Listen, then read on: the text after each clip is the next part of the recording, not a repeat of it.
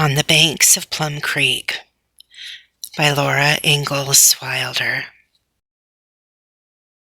Grasshopper Weather, Chapter 9.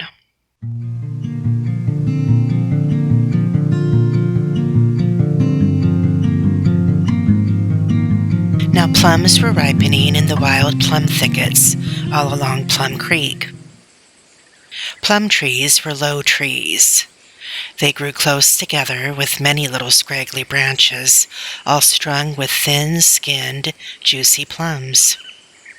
Around them the air was sweet and sleepy, and wings hummed.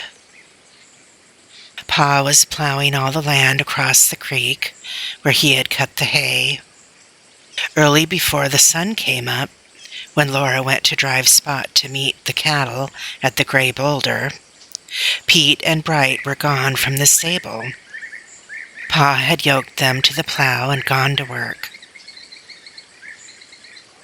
When Laura and Mary had washed the breakfast dishes, they took tin pails and went to pick plums. From the top of their house, they could see Pa plowing. The oxen and the plow and Pa crawled slowly along a curve of the prairie. They looked very small, and a little smoke of dust blew away from the plow. Every day the velvety brown dark patch of plowed land grew bigger. It ate up the silvery gold stubble field beyond the haystacks. It spread over the prairie waves. It was going to be a very big wheat field, and when someday Pa cut the wheat, he and Ma and Laura and Mary would have everything they could think of. They would have a house, and horses, and candy every day when Pa made a wheat crop. Laura went wading through the tall grasses to the plum thickets by the creek. Her sunbonnet hung down her back, and she swung her tin pail. The grasses were crisping yellow now, and dozens of little grasshoppers jumped crackling away from Laura's swishing feet. Mary came walking behind in the path Laura made, and she kept her sunbonnet on. When they came to a plum thicket, they set down their big pails. They filled their little pails with plums and emptied them into the big pails till they were full. Then they carried the big pails back to the roof of the dugout. On the clean grass, Ma spread clean cloths, and Laura and Mary laid the plums on the cloths to dry in the sun.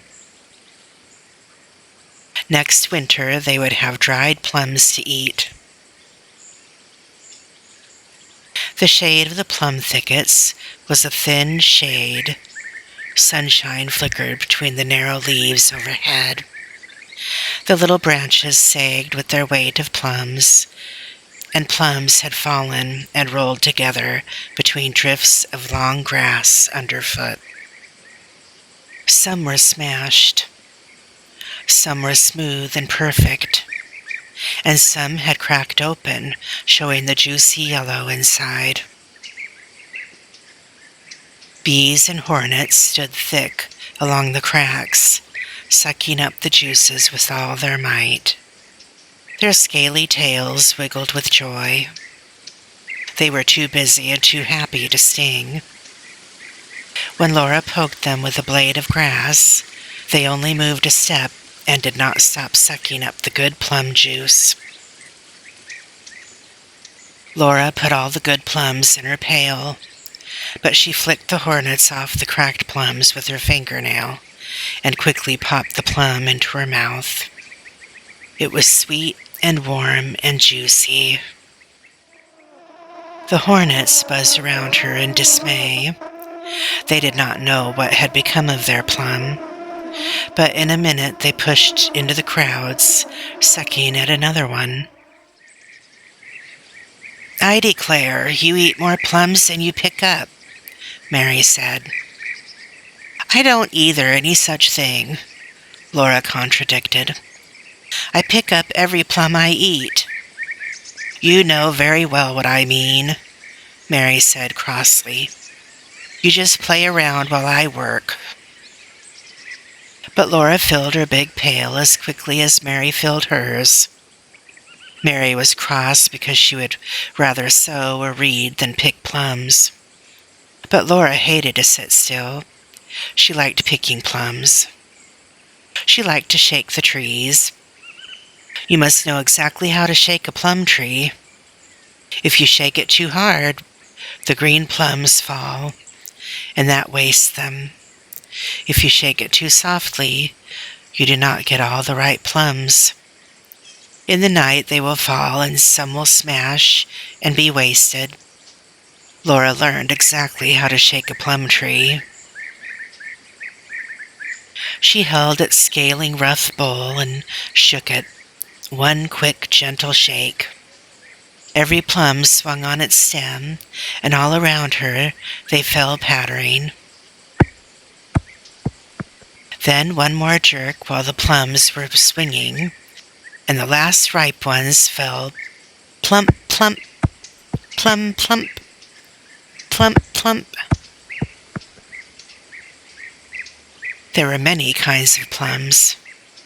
When the red ones were all picked, the yellow ones were ripe. Then the blue ones. The largest of all were the very last. They were the frost plums that would not ripen until after frost. One morning the whole world was delicately silvered. Every blade of grass was silvery, and the path had a thin sheen. It was hot like fire under Laura's bare feet, and they left dark footprints in it. The air was cold in her nose, and her breath steamed. So did Spot's. When the sun came up, the whole prairie sparkled. Millions of tiny, tiny sparks of color blazed on the grasses. That day the frost plums were ripe. They were large purple plums, and all over their purple was a silvery, thin sheen like frost. The sun was not so hot now, and the nights were chilly. The prairie was almost the tawny color of the haystacks. The smell of the air was different, and the sky was not so sharply blue. Still, the sunshine was warm at noon. There was no rain and no more frosts. It was almost Thanksgiving time, and there was no snow. I don't know what to make of it, Pa said. I never saw weather like this. Nelson says the old-timers call it grasshopper weather. Whatever do they mean by that? Ma asked him. Pa shook his head. You can't prove it by me. Grasshopper weather was what Nelson said. I can't make out what he meant by it. Likely it's some old Norwegian saying, Ma said.